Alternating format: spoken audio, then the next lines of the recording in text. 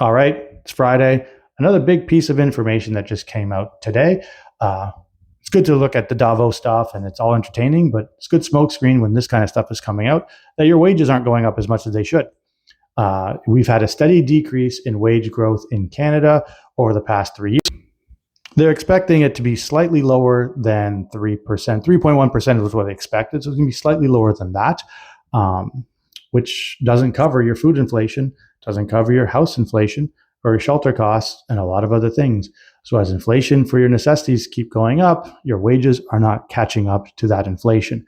So your cost of living is going up and the amount of money you have, as in your spending power has been going down because of that inflation.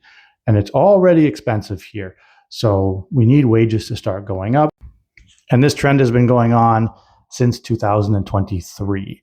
So inflation has eaten more and more away of your purchasing power, and your wages have not grown to match that. This is why I saw a video recently about how some realtor mentioned that if you don't buy a house by February 28th, which is completely made up number they just pulled out of their butt, that you're going to regret it. You know, there's going to be this millions of buyers in spring market. Complete nonsense. Until Canadian wages grow enough, you will not see much growth in housing prices in Canada. The wages have to go up for people to afford those bigger and bigger price points and be able to live comfortably in those homes. Until that happens, you're going to see a pretty stale housing market in regard to prices. That's just a fact. If people cannot afford it, they're not going to buy it. That's how it works. People are going to be very budget conscious now because they're already being budget conscious because they already know that their dollars aren't going as far as they used to.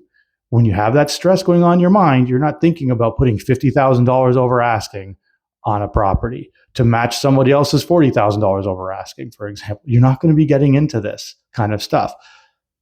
Plain and simple. Housing market is not going to budge very much until you start seeing some real wage growth or some relief on other expenses as well.